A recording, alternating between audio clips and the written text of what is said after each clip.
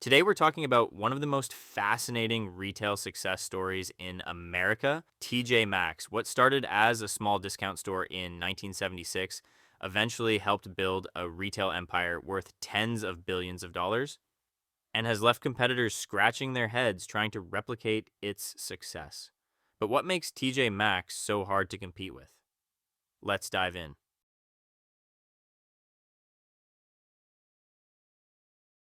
TJ Maxx was founded in 1976 in Framingham, Massachusetts, by retail veteran Bernard Ben Camerata and the Zare Corp. As a new kind of discount store focused on family apparel and home goods. The first stores opened in Massachusetts, Connecticut, and Maine in 1977, giving shoppers brand name merchandise significantly below regular retail prices. Over time, TJ Maxx grew rapidly and eventually became part of a larger company, the TJX Companies Inc., which was formed in 1987 as a subsidiary of Zare, then became the main entity after a corporate reorganization in 1989.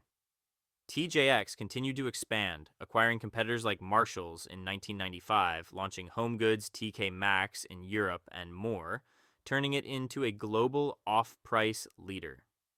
Today, the TJX companies operate over 5,000 stores worldwide across brands like TJ Maxx, Marshalls, HomeGoods, HomeSense, and Sierra. TJ Maxx operations. So, how does TJ Maxx actually operate differently from traditional retailers like Macy's, Nordstrom, or even Target? Off-price treasure hunt.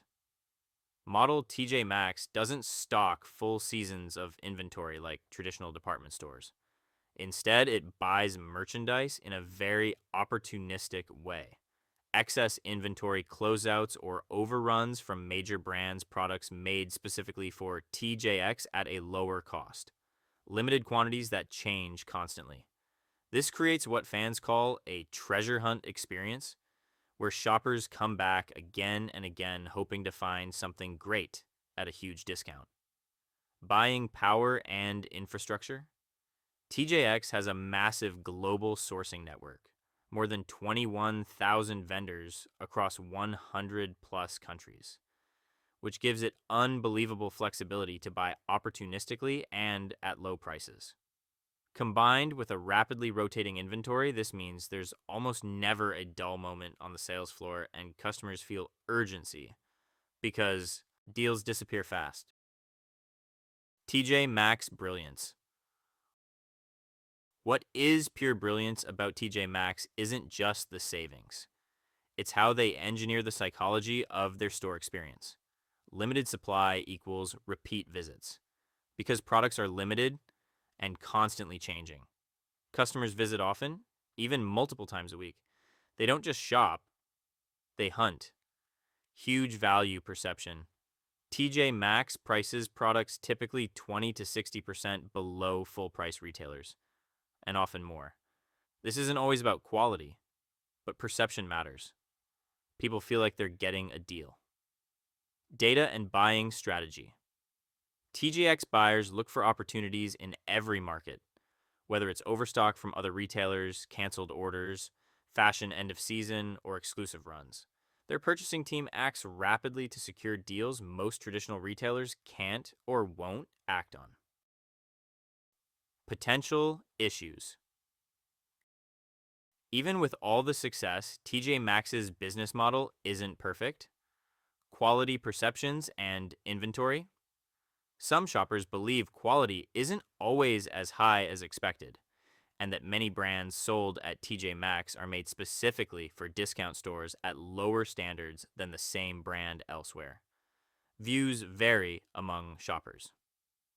Not always true. Overstock.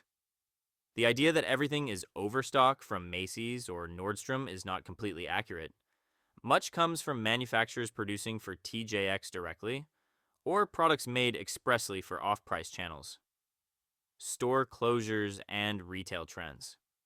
Like many retailers, TJ Maxx occasionally closes underperforming locations as part of real estate strategy, even as it opens others, reflecting ongoing retail shifts in consumer behavior.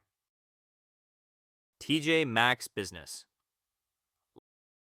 Let's talk numbers. Despite economic ups and downs that have hurt many retailers, TJX Companies, the parent of TJ Maxx, continues to grow revenue and profit, making it one of the most successful retail businesses in the world. TJX regularly reports strong same store sales growth, profit margins, and market performance, even raising revenue and profit forecasts thanks to strong demand from budget conscious shoppers.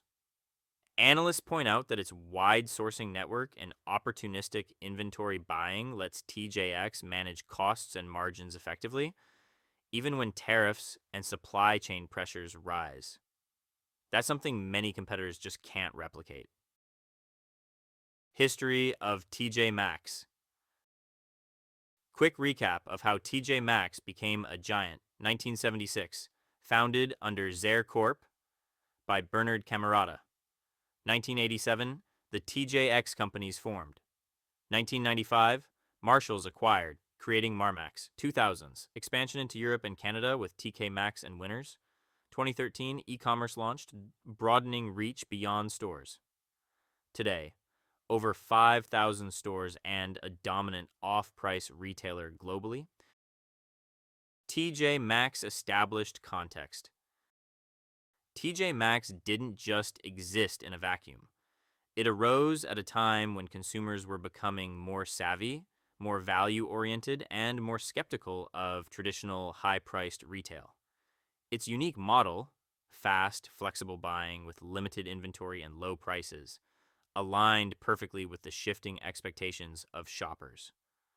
By focusing on value perception, repeat visits, flexible sourcing, and a constantly changing product mix, TJ Maxx redefined discount retail in America and created a business that's hard for others to duplicate because most competitors can't buy as flexibly, they can't rotate inventory as often, they can't create the same treasure hunt experience even if they try.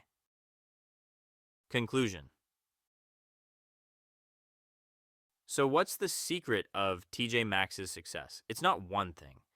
It's a combination of opportunistic buying value pricing, 20 to 60% below retail, constantly changing inventory, a unique shopping experience, a massive global sourcing network. All of this adds up to a retail powerhouse that delivers value to customers and profits to investors and stays a step ahead of competitors who can't easily replicate its model.